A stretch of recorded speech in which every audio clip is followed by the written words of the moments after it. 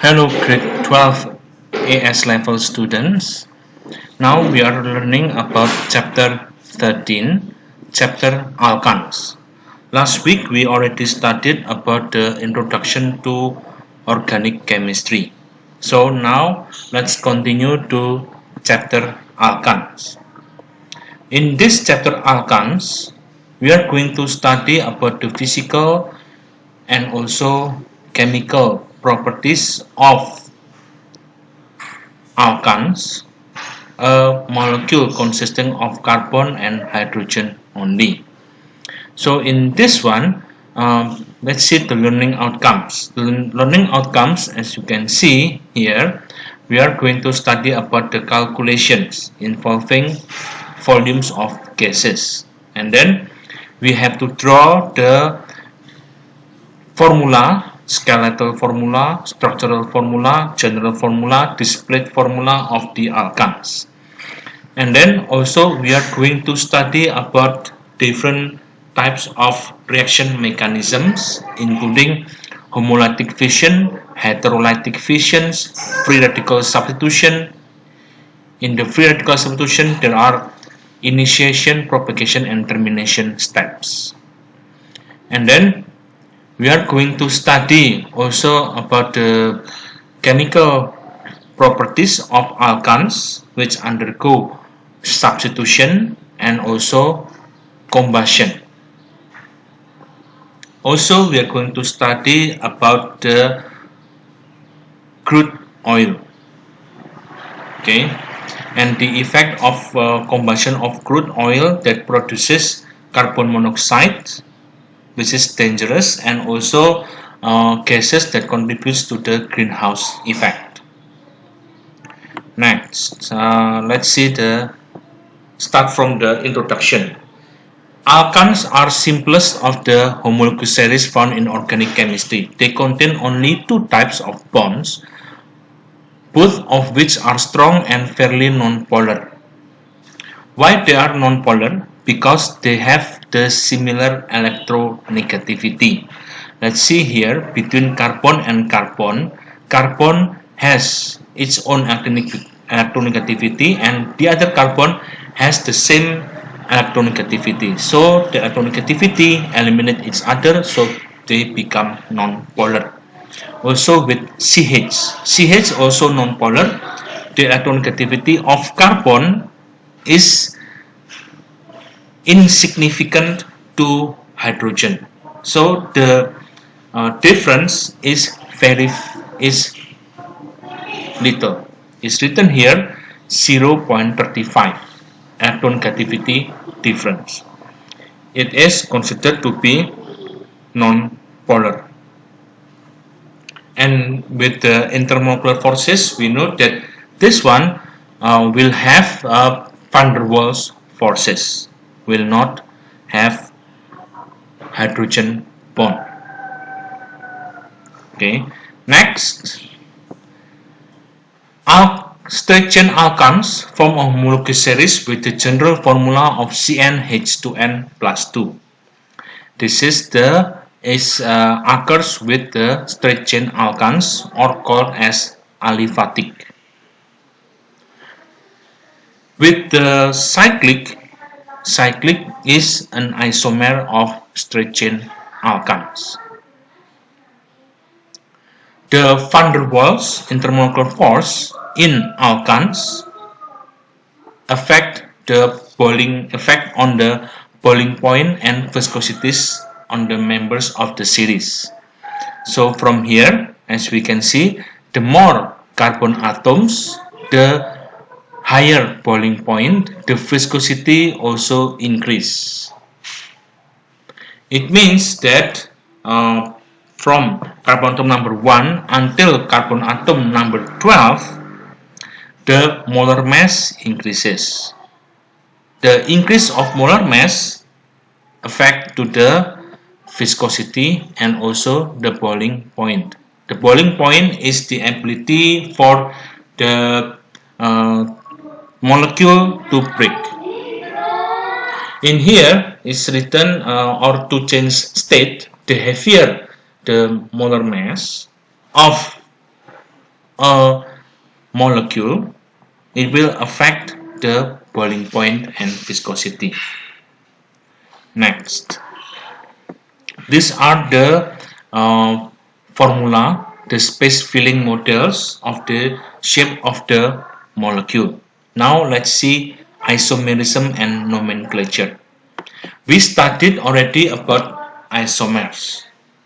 As mentioned in the previous chapter, the first step in naming alkane is to identify the longest carbon chain, which gives the stem. So the longest is called stem. Side branches are then identified by prefixes.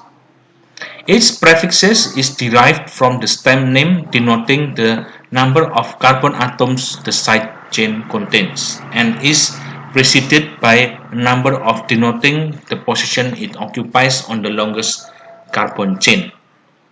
So like this one. The longest is consisting of 4 carbon atoms. This is the longest. And the branch is only 1 carbon atom. It's called methyl. So this is one side branch and the longest has 4 carbon atoms. It is called as butane, and there is one branch is called methyl, and the position is located in carbon atom number 2. So the name is 2-methyl-butane.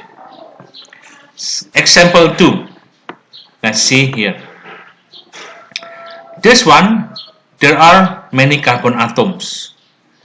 Let's count the straight. This one, 1, 2, 3, 4, 5.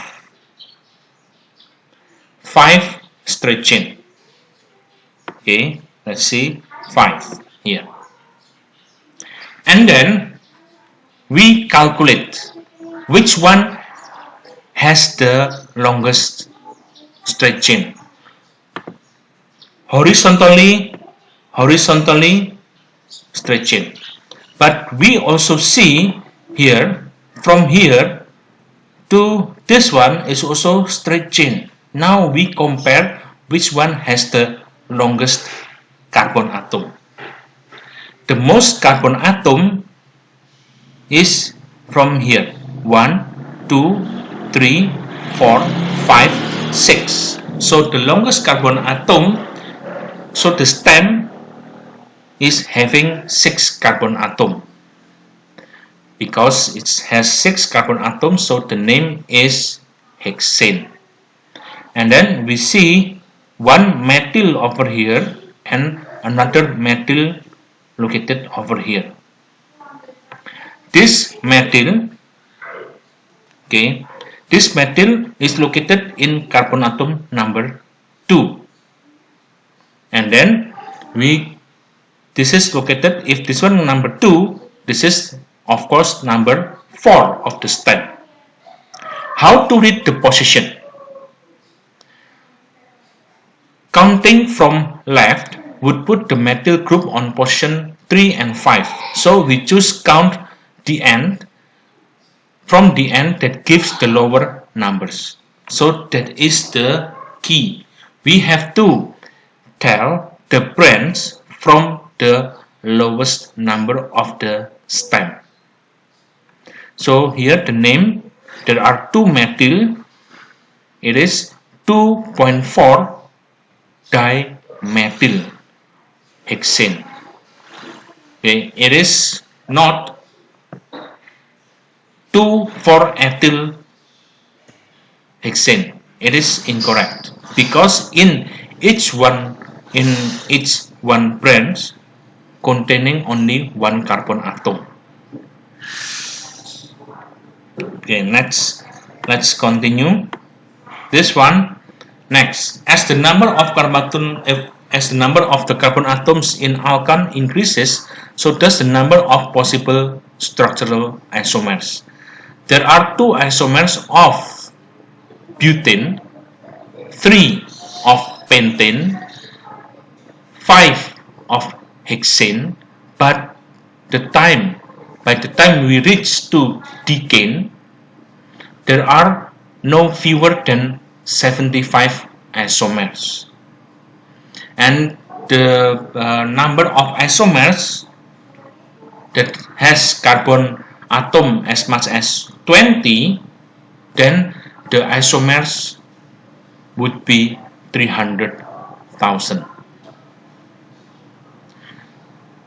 The structural isomers of alkanes undergo the same chemical reactions. They differ slightly in the following two respects, however. The more branches an isomer has, the more compact are its molecules with a smaller surface area of contact between them. This causes the van der Waals bonding between molecules to be weaker. The consequence of the weaker intermolecular force, the boiling point of the isomers are lower than the aliphatic chain. The second, isomers that are more branched do not pre-ignite so easily in internal combustion engines. They are therefore much preferred for use in modern high compression petrol engines. What is the effect of this two? Number one, the more branches it has a more compact and smaller surface area. That makes the boiling point to be decreased. So the reason why more branch has lower boiling point because it has smaller surface area of contact. Second reason, because the van der Waals is weaker.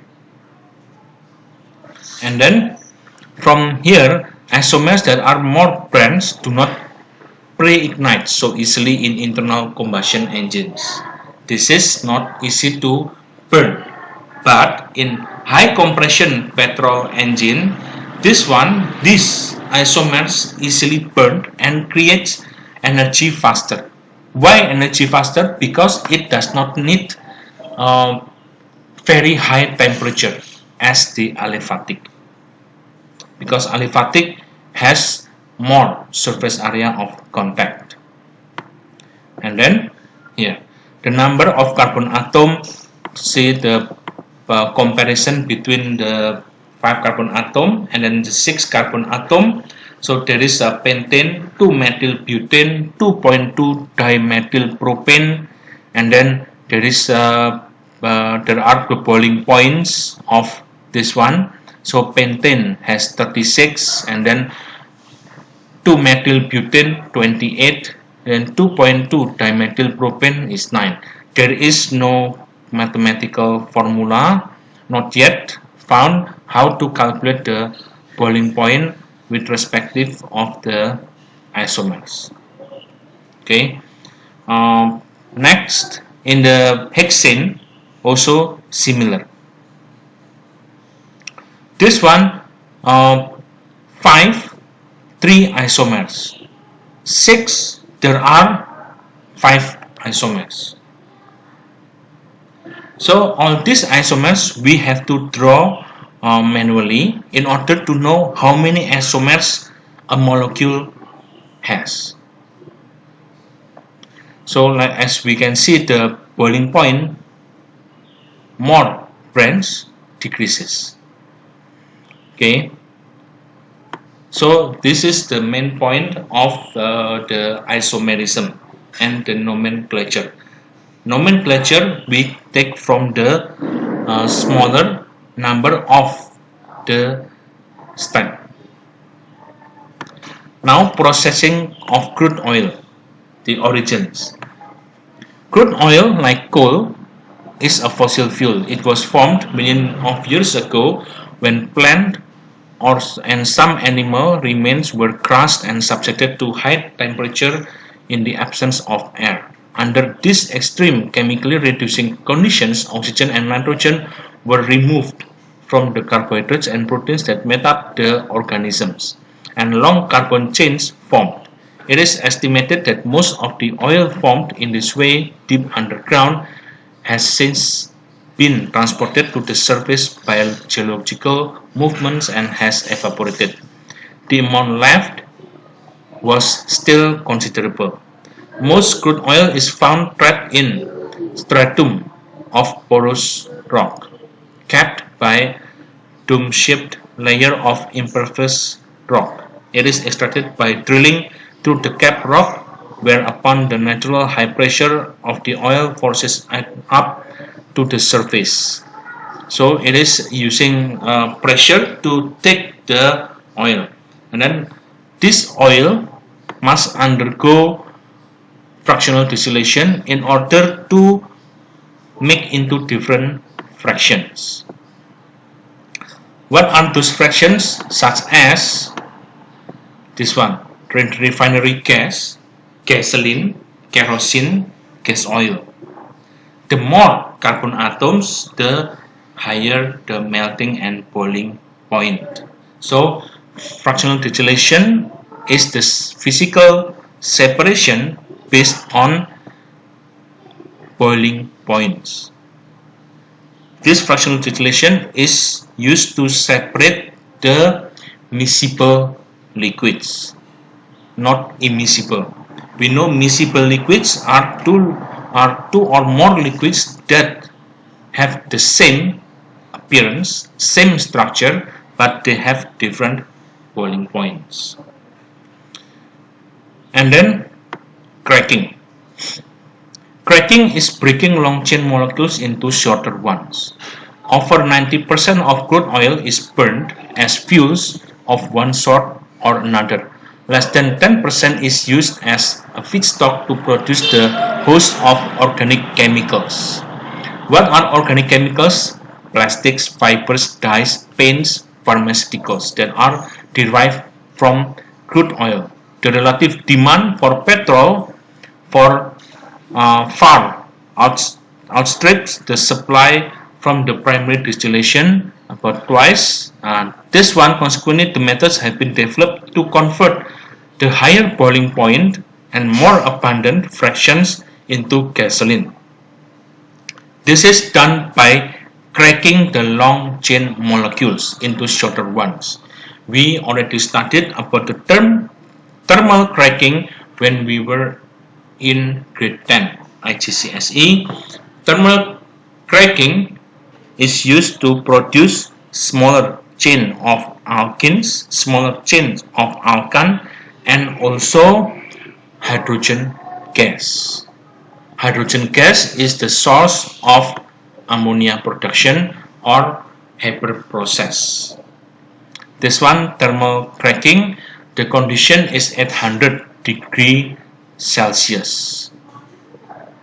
Okay, so the long become shorter. How to make the equation? As long as the long chain molecule become shorter ones, can be short chain alkenes, short chain alkanes, and could be hydrogen gas, depending on the same amount of atoms between the reactants and the products. And then beside thermal cracking, there is a catalytic cracking. Catalytic cracking is the cracking that uses catalyst, which is temperature is not as high as 800 degrees Celsius, but it is used 500 degrees Celsius. The catalyst is made up of aluminum oxide and silicon dioxide. This cracking process is not too detailed. What we should know, what are the products of the cracking, the conditions, catalysts, and then reforming. The demand for branch chain, cyclic and aromatic hydrocarbons as components of high-octane petrol is further satisfied by reforming straight-chain alkanes.